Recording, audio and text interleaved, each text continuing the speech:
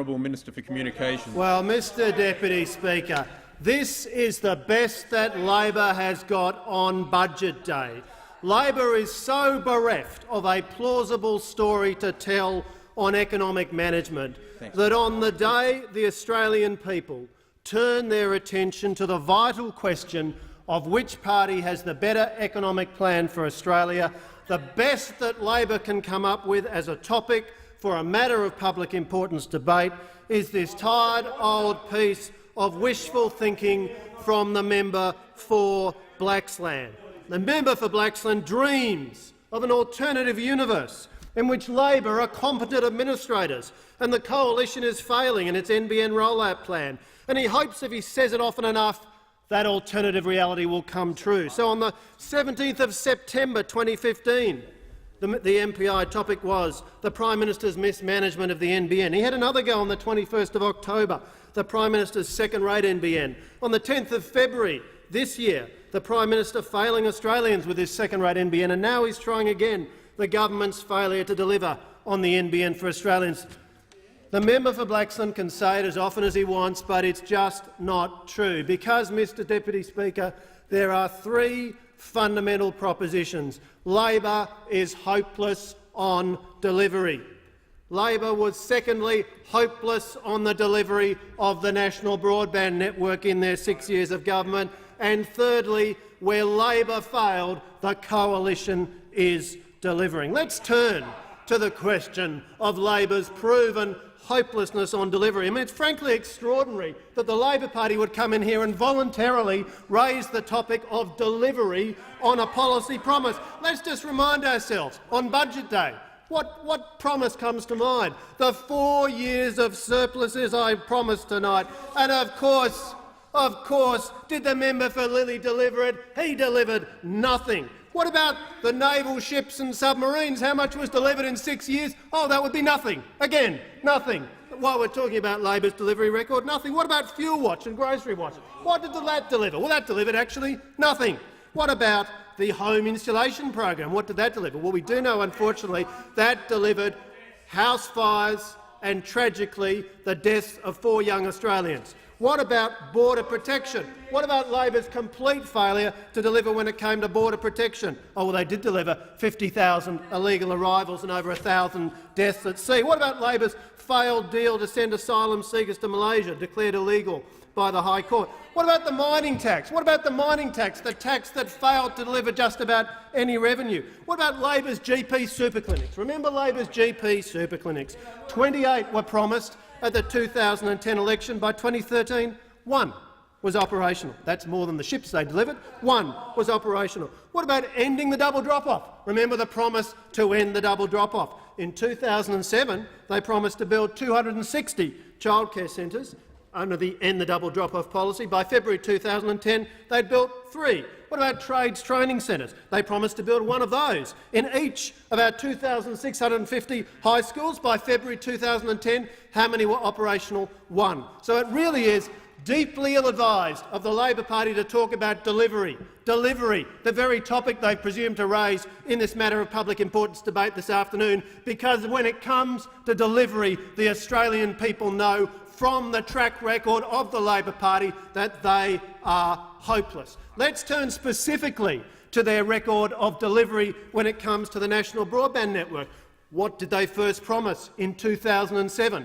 At the election then, they promised a network that was going to be 12 megabits per second, it was going to go to 98% of the population, it was going to be fibre to the node, and it was going to cost taxpayers a mere $4.7 billion. What happened in April 2009? They had to admit that policy was a complete failure. They could not deliver on it. Are we noticing a theme about Labor? They are hopeless at delivery. What then happened in April 2009? Oh, new policy. Fibre to the premises. It was going to deliver to 12.2 million people, but there was still going to be private sector investment.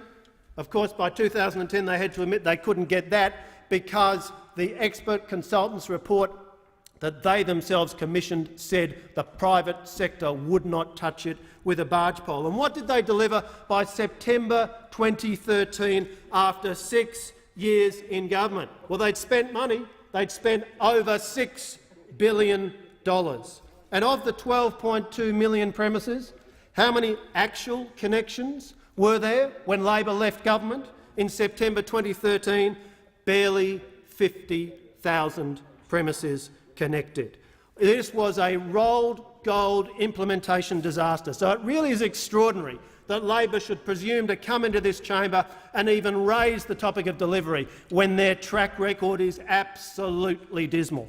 Now let's have a look at what the coalition's been doing since we've been in government, getting on to deliver the NBN. What's the first thing we did? We put in a competent board of experienced telecommunications professionals because, bizarrely, there were no people on the NBN board who knew much about telecommunications. They did not have the expertise. We brought in a competent board chaired by Ziggy Switkowski, former CEO of Telstra, former CEO of Optus. Then we brought in a competent management team led by Bill Morrow, a former CEO of Vodafone in Australia, of Vodafone and other network businesses all around the world. Step 1, competent board. Step 2, competent management team.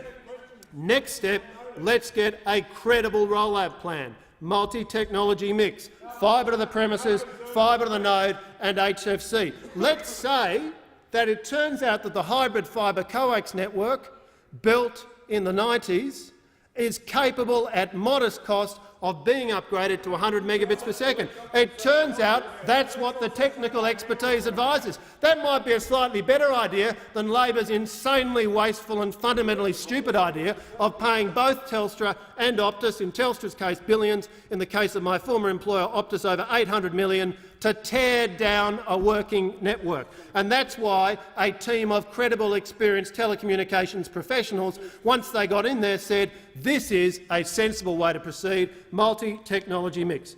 How's it going? Well, you can find out very easily, because every week the rollout numbers are reported on the internet, on the company's website, something that never happened in Labor's time.